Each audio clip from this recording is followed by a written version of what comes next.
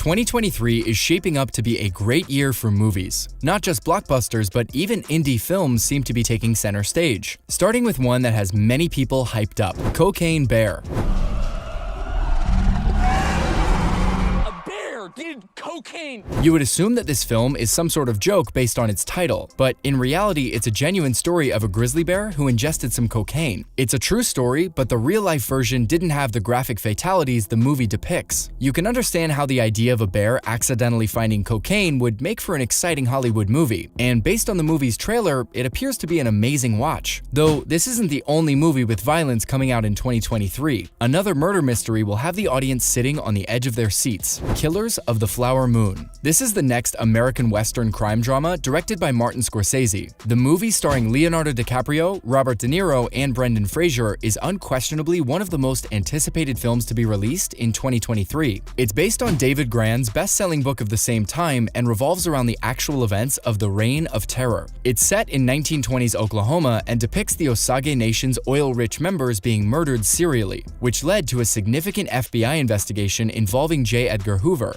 All the adventure fans know Indy and his adventures. Well, it seems like he's back for one last hurrah. Indiana Jones and the Dial of Destiny will be a must-watch. Who is this man? I'm her godfather. Related.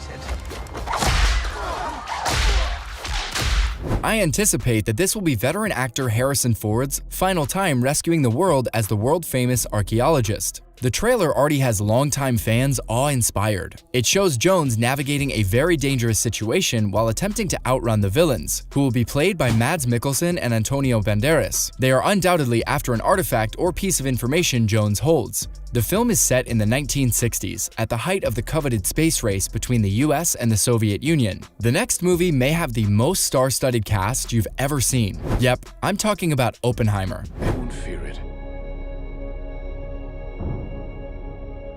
until they understand it.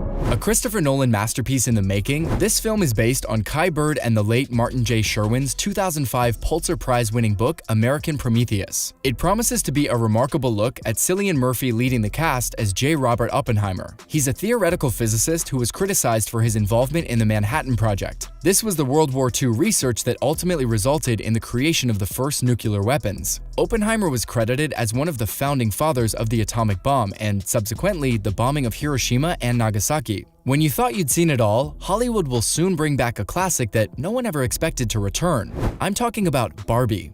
There have been dolls. But the dolls were always and forever baby dolls.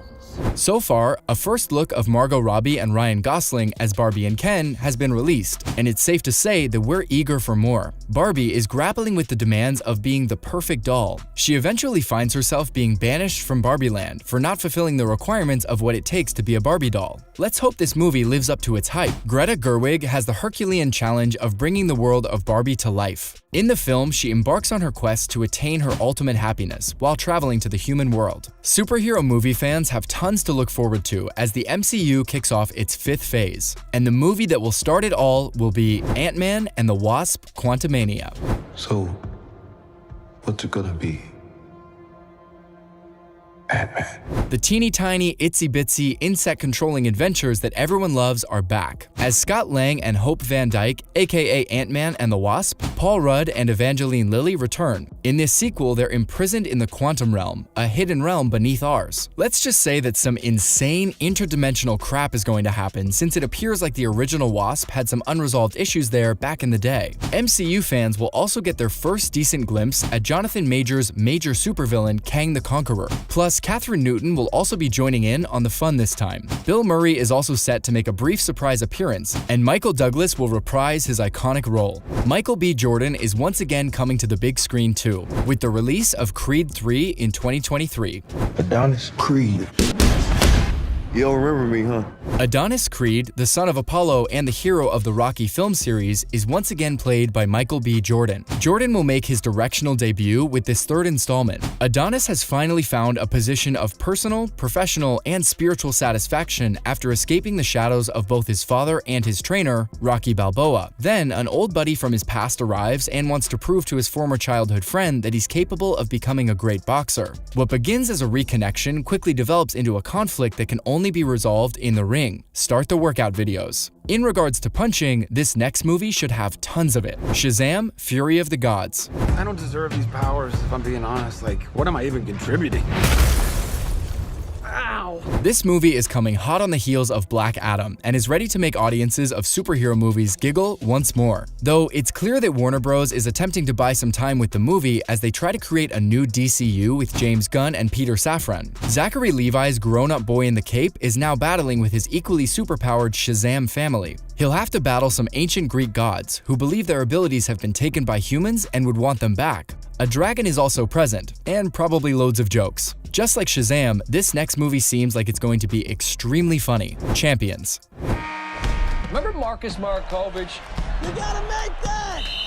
In this movie, Woody Harrelson plays an NBA coach who's sacked and eventually jailed. He's mentoring a group of individuals with developmental disabilities as part of his community duty, and he could have a chance at making amends if this mishap enables them to go to the Special Olympics finals. This story of the underdogs gaining power brings together Harrelson and his Kingpin co-director Bobby Farrelly. For fans of feel-good comedies, this one looks like a must-watch. Though this next movie is anything but a laughing matter. John Wick Chapter 4.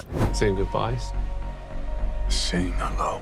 It seems that Mr. John Wick, the gentleman assassin, grieving widower, and all-around murdering badass, hasn't quite finished exacting his revenge. The last time we saw Keanu Reeves' renowned action hero, he'd been shot off the top of a hotel by his close friend Winston. He'd been exiled by the High Table and was being treated on the Bowery by friends for his injuries. A lot of Yakuza, a marriage, a fight to the death with a mysterious aristocrat, and, wait for it, a battle with a fixer in the form of martial arts legend Donnie Yen. All of this will be required for him to succeed in his quest to win back the favor of his former employers, or at least avoid being killed by their never-ending supply of highly trained thugs. Speaking of thugs, this next movie has them too, just not in the way you may think. Let's talk about the Super Mario Bros. Movie. That is but a taste of our fury.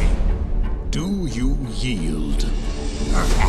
This is the film in which Chris Pratt manages to annoy both Italian Americans and video gamers. To say that this video game adaptation has caused some casting controversy would be an understatement. And while I'm glad Pratt didn't try to go full, "that's a spicy meatball" voice, his current style does leave a lot to be desired. Fans definitely feel like he's not the Mario they remember from the games. In any case, it seems that Mario, his brother Luigi, and Princess Peach are the only ones who can stop Bowser from seizing control of the Mushroom Kingdom. Voice acting aside, it seems to be a great film with some stunning animation and jokes. Anyway, which of these films do you think will be the best? Let me know in the comments below.